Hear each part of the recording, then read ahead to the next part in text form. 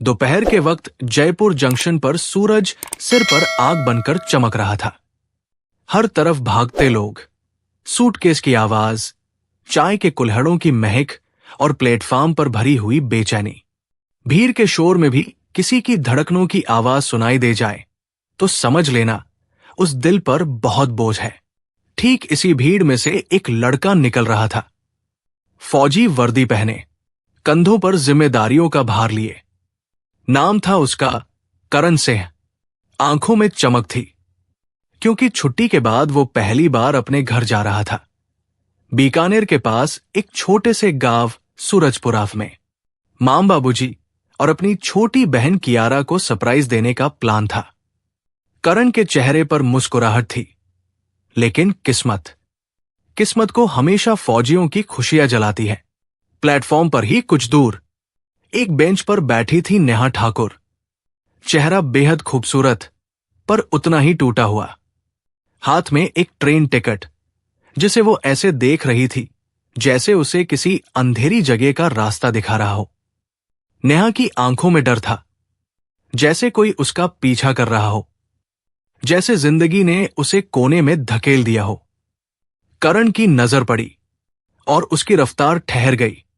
वो अंदर ही अंदर सोचने लगा, मैं तो घर जा रहा हूं, मैं खुश हूं, फिर ये लड़की इतनी टूटी क्यों लग रही है? कभी कभी किसी अजनबी के भीतर झांकने की चाहत दिल में ऐसे उठती है कि कदम अपने आप रुक जाते हैं। उसी पल ट्रेन आने की घोषणा हुई। नेहा ने गहरी सांस ली, थोड़ा हिचकते हुए उठी, लेकिन उसके कदम किसी घायल परिंदे जैसे लड़खड़ा रहे थे। करण कुछ पल उसे देखता रहा। फिर जब वो अपनी बोगी की तरफ बढ़ी तो उसके पांव भी उसी तरफ मुड़ गए। ट्रेन आई। भीड़ धक्का मुक्की में चढ़ी। नेहा खिड़की के किनारे बैठ गई, जैसे किसी भागती दुनिया को अलविदा कह रही हो। करण भी उसी डिब्बे में उसके सामने वाली सीट पर बैठ गया। कुछ देर सिर्फ खामोशी, लेकिन खामोशी भी कहानी कहती है, बस सुनने वाला चाहिए। करण ने हिम्मत करके कहा, माफ कीजिएगा, अगर बुरा न माने तो कुछ पूछूं? नेहा ने नजर उसकी तरफ उठाई, थकी हुई, टूटी हुई, बेजान सी। पूछिए, उसने धीमे से कहा। स्टेशन पर देखा था आपको। आप जितनी खूबसूरत हैं, उतनी ही दर्द में भी दिख रही थी। सब ठीक है ना? नेहा की आंखों में चुभन सी हुई। वो चिढ़कर बोली, आपको इससे क्या मतलब? आप अपना सफर कीजिए और मुझे मेरा करने दीजिए। क्षण भर की चुप्पी। करण को लगा वो गलती कर बैठा, पर मानो दिल ने हारने नहीं दिया। कुछ मिनट बाद फिर बोला, मैं अजनबी हूं, पता है, लेकिन मैं फौजी हूं।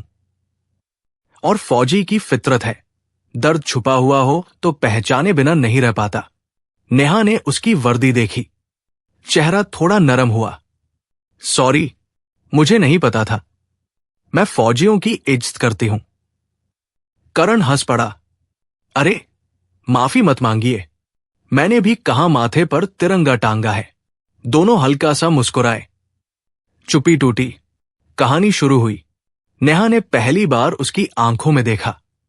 गहरा, ईमानदार, भरोसे लायक। आपने पूछा था ना, क्यों उदास हूं? उसकी आवाज टूटती हुई। 3 साल पहले मैंने घर छोड़ दिया था, अपनों का साथ छोड़कर एक इंसान के लिए। समीर नाम था उसका। उसके शब्द कांप रहे थे। जब पापा की नौकरी गई, वो मेरे साथ खड़ा रहा, लेकिन जब उसे बड़ी नौकरी मिली तो बोला, तुम मेरे लायक नहीं। हमारा रिश्ता बस एक गलती था। नेहा की आंखों से आंसू गिरने लगे। मैंने मां बाप की इज्जत छोड़ी और बदले में सिर्फ धोखा मिला। अब उनके पास जाऊं तो क्या लेकर जाऊं? खाली हाथ, टूटा नसीब। और इस शहर में ऐसा कोई नहीं जो कह सके कि मैं उसकी हूं। कभी कभी लगता है कूद जाऊं किसी चलती ट्रेन से, खत्म हो जाए सब। उसके शब्द खत्म होते होते वो बुरी तरह फूट पड़ी। करण के दिल में कुछ चुभा। वो उठा, धीरे से उसके पास बैठा, उसके कांपते कंधे पर हाथ रखा। तुम टूटी नहीं नेहा, बस थक गई हो। ऊपर वाला जब किसी को बचाता है तो उसके लिए कुछ बड़ा भी लिखता है। अब से खुद को अकेला मत समझना। नेहा उसकी तरफ देखती रही। उसकी आंखों में भरोसा उतरने लगा था। और तभी पहली बार नेहा मुस्कुराई, टूटी मगर सच्ची। कुछ देर चुपी रही। फिर नेहा बोली, आप कह रहे थे कि आप बहुत खुश हैं, पर आपकी आंखें कह रही है कि आप भी कुछ छुपा रहे हैं। करण ने रेल की पटरी को देखा, जो बिना रुके भागती जा रही थी, बिल्कुल उसकी जिंदगी की तरह। मेरी भी एक कहानी है। उसने गहरी सांस ली।